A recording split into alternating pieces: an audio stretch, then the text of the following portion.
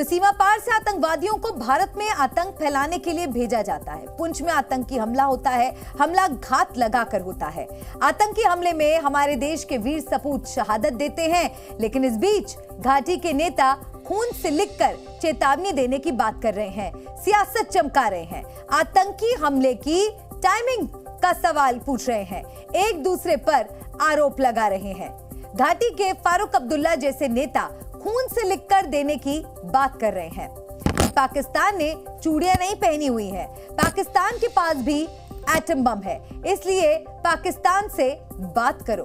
अब सवाल यह है कि ऐसे नेता कहना क्या चाहते हैं? कुछ नेता पुंछ में भारतीय सेना पर हुए हमले की टाइमिंग को चुनावी राजनीति से जोड़ रहे हैं। क्या यह शहादत का अपमान है? दिखाते हैं आपको, इससे जुड़ी एक खास रिपोर्ट।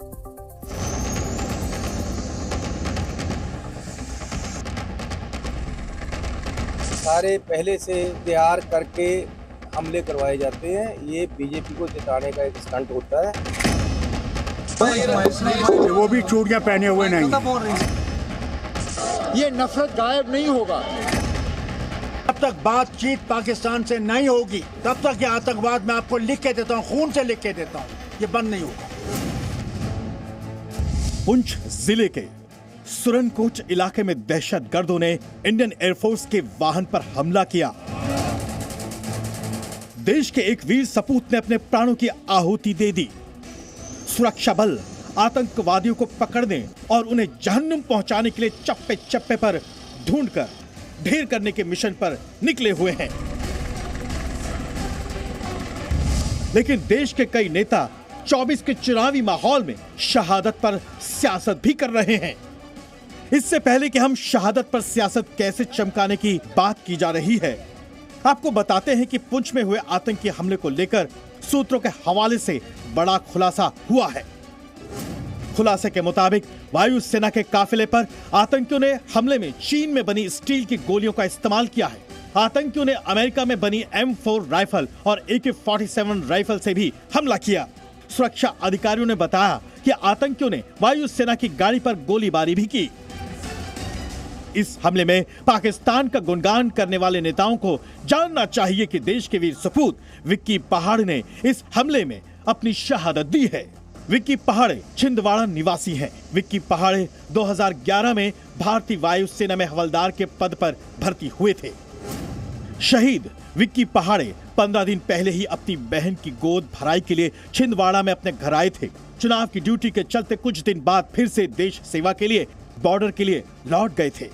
अब फिर अपने बेटे के जन्मदिन में शामिल होने के लिए जून में वो वापस घर आने वाले थे, लेकिन एक आतंकवादी हमले में शहीद हो गए। फिलहाल पुंछ में आतंकियों को पकड़ने के लिए सर्च ऑपरेशन चल रहा है, लेकिन साथ ही सियासी संग्राम भी छिड़ा हुआ है। फारूक अब्दुल्ला के बयान पर यूपी के मुख्यमंत्री योगी आदित्यनाथ ने करारा प्रहार किया है। इन परिवारवादी दलों से आप क्या उम्मीद करते हैं?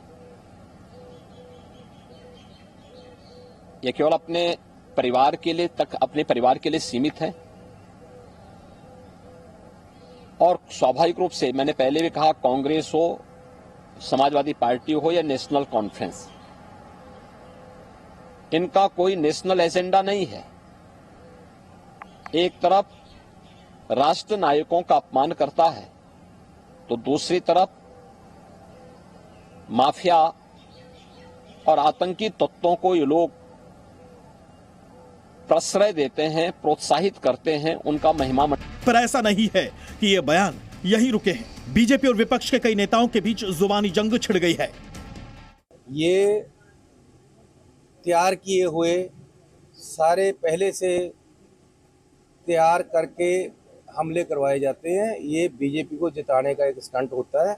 कि ये मोदी सरकार है, यहाँ पे घर में घुस के ठोका जाएगा, ध्यान रखना। तो ये सारे कायरों को मैं चेतावनी देना चाहता हूं कि इस तरह की वारदातें करना बंद कर दे, क्योंकि ये नया भारत है। आज जो घटना घटित हुई है कल, ये क्या है आप हमको बताओ ना। चुनाव के समय ही क्यों, अगले बार भी पुलवामा, फिर ये घटना। जो हमारा पड़ोसी मुल्क है पाकिस्तान, वो गाय बगाए कोशिश करता रहता है ऐसा आतंक फैलाने की, लेकिन इसके इस जवाब को भी मुंह तोड़ जवाब दिया जाएगा। लेकिन इलेक्शन के बाद भी इस मुल्क ने चलना है। ये नफरत गायब नहीं होगा। जितना ज़्यादा आप इस नफ़रत को फैलाओगे उतना ज़्यादा जो है यहाँ लोग आपस में बिखर जाएंगे। पाकिस्तान की सोच है कि किस प्रकार देश कमज़ोर हो और देश बटे, परंतु हमारी सेना सबल है और एक मजबूत और मकबूल जवाब पाकिस्तान को दिया जाएगा। वैसे पाकिस्तान से बात करने की सलाह देने वाले नेताओं को शनिवार को ही विदेश मंत्री ने साफ जवाब दिया था कि आतंकवाद फैलाने वाले देशों से कोई बात नहीं होगी। We have made it very, very clear today that any threat of terrorism, cross-border terrorism, which comes from Pakistan, will get the appropriate response from India. सियासत करने वाले सियासत करेंगे, लेकिन देश के लिए मर मिटने वाले जवान अब भी आतंकवादियों से लोहा ले रहे हैं। आतंकियों की तलाश के लिए अतिरिक्त सुरक्षा बलों की टुकड़ियां भी बुलाई गई हैं।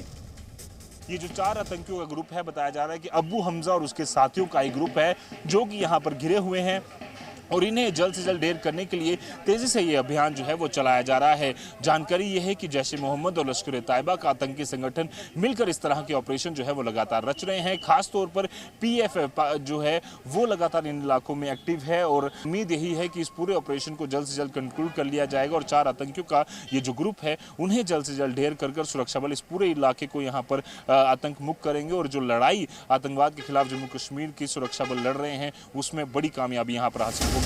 यह हमला सुरनकोट के सनाई गांव में हुआ। राष्ट्रीय राइफल्स यूनिट ने पूरे इलाके को घेर रखा है और बड़े स्तर पर सर्च अभियान भी चल रहा है। पुंछ से रजत वोहरा के साथ ब्यूरो रिपोर्ट, ज़ी मीडिया।